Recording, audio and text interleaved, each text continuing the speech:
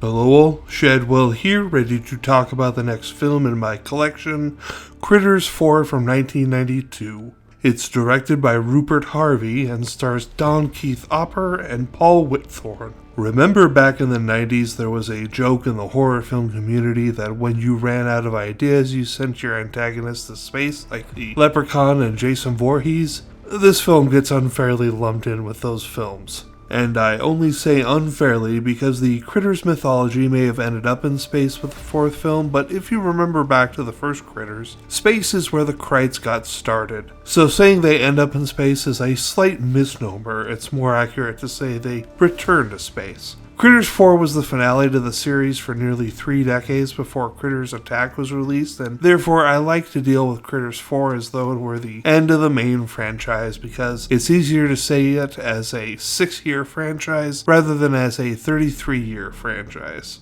Although I'm very interested to see how Critters Attack justifies its existence because, story-wise, this film sets up that the last 2 Krite eggs in the universe are lost in a space pod in 1992 until 2045, meaning that technically there shouldn't be any Krites in that period. Oh, and last time I said that you wouldn't believe who stars in this film? Well, would you believe 2-time Oscar nominee Angela Bassett? Yeah, that's the thing that happened. Critters 4 is hard to get past how cheap it is. Yes, it's set in the future and on a spaceship, but everything looks like it was made on a ridiculously tight budget. That, and the film surrounds a cast of only 7 characters, and since several of them survive, that means that the body count is extremely limited. Which again is one of those things the Critters movie has going for it, so to limit the body count is a big punch to the gut that this unthinking, cheap film can't afford. However, it has the same sort of ending as Alien 3, which is interesting because they both came out the very same year of 1992.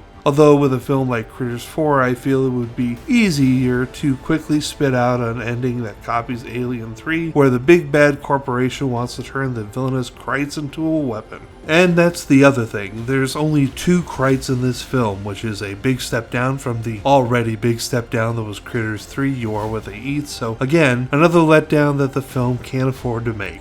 Overall, I'm very much not impressed with Critters 4, which is why I'm giving it a grade of D+, and moving on tomorrow to the 2019 sequel, Critters Attack, with a face that is a blast from the past whom we haven't seen since the first Critters film.